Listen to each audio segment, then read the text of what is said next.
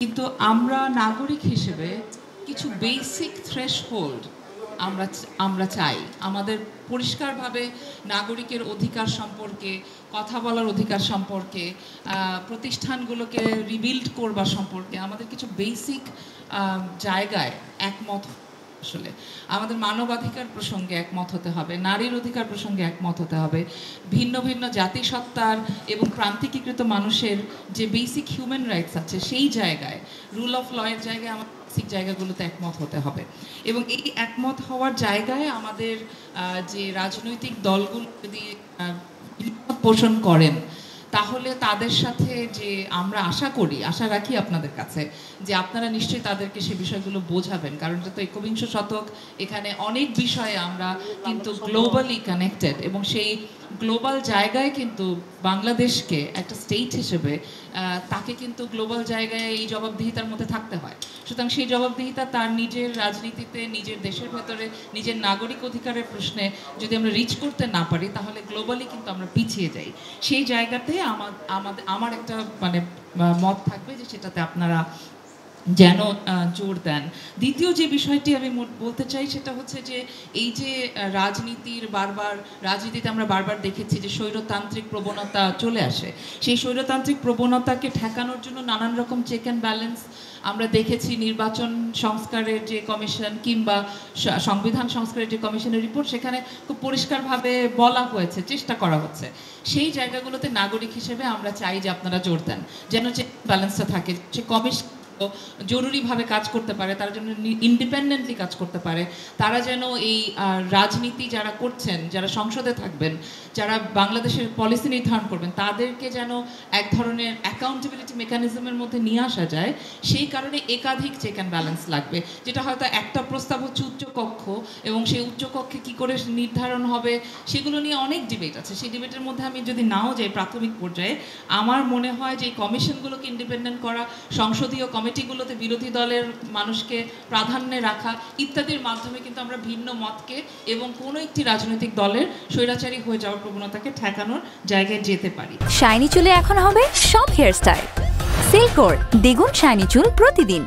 সেই জায়গাটা আমাদের হয়তোবা প্রধান বিবেচনার বিষয় হওয়া উচিত।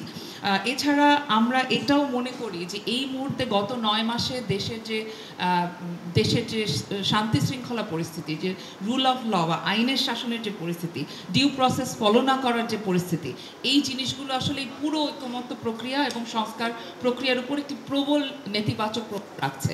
সুতরাং সরকারের এই জায়গাটাতে খুব জরুরি পদক্ষেপ নেওয়া প্রয়োজন, যাতে আইনের শাসন এবং প্রতিষ্ঠানকে তার নিজের জায়গায় ফিরিয়ে আনা। তার মানে যে প্রতিষ্ঠানগুলো ধ্বংসপ্রাপ্ত, যেখানে কোনো ডিউ প্রসেসের আর একেবারেই কোনো ধরনের বালাই ছিল না, সেই জায়গায় ডিউ প্রসেসে ফিরে আসা, রাস্তার চাপে কিংবা একটা আন্দোলনের চাপে যে কোনো কিছুতে নথি স্বীকার করা, এটা সরকারের জন্য ক্ষতির কারণ হচ্ছে, এবং সেটা আসলে আলটিমেটলি আমাদের এই সংস্কার প্রক্রিয়াটাকেও পিছিয়ে দেবে, কারণ সংস্কার প্রক্রিয়ার উপরে, সরকারের উপরে জনগণের আস্থা কমে যাচ্ছে এর ফলশ্রুতিতে।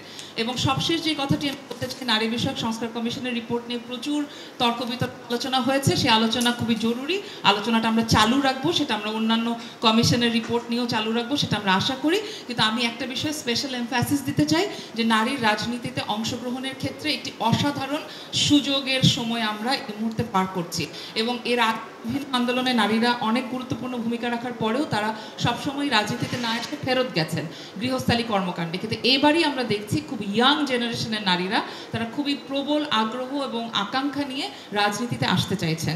এরকম একটা পরিস্থিতিতে রাজনৈতিক দলগুলোকে এই মেসেজটা দেওয়া প্রয়োজন যে নারী রাজনীতিতে আসতে চাইছেন, এবং তাদের জন্য সেই সুযোগটা কিন্তু রাজনৈতিক দলগুলোকে করে দিতে হবে। এবং এই কারণে আমরা দাবি করি যে প্রতিটি রাজনৈতিক দলকে তার যে মনোনয়ন তারা দেবেন, সেই মনোনয়নের 33% অন্তত তাদেরকে, নারীদেরকে মনোনয়ন দিতে হবে। তার সাথে সাথে কমিশনগুলোর রিপোর্টে এসছে 100টা আসনে ডাইরেক্ট ইলেকশন, ঘূর্ণায়মান পদ্ধতি বলেছেন 300 আসন, এগুলো নিয়ে তর্ক বিতর্কের সুযোগ রয়েছে। কিন্তু আমরা মনে করি দুই দিক থেকে এই জিনিসটা হওয়া উচিত। রাজনৈতিক দলের ভেতর থেকে যেমন নারীদের এই অংশগ্রহণকে উৎসাহিত করতে হবে, একইভাবে নির্বাচন পদ্ধতির মধ্যে দিয়েও নারীদের এই অংশগ্রহণকে আগ্রহী করে তোলার ক্ষেত্রে এবং অনুপ্রেরণা দেওয়ার ক্ষেত্রে সেই জায়গাটা থাকতে হবে। তার মানে ঘূর্ণায়মান পদ্ধতি হোক, যাই হোক, ডাইরেক্ট ইলেকশনের জায়গায় যেতে হবে, যাতে নারীরা তাদের এই নতুন প্রাপ্ত যে তাদের এজেন্সি, সেই এজেন্সিটাকে তারা সামনে আনতে পারেন। আমি আপাতত এটুকুই বলি, এবং আমি খুবই দুঃখিত আসলে বেশি থাকতে পারবো না, কারণ আমার ক্লাস আছে, আমি সেজন্য চলে যাবো। Thank you so much for listening to me.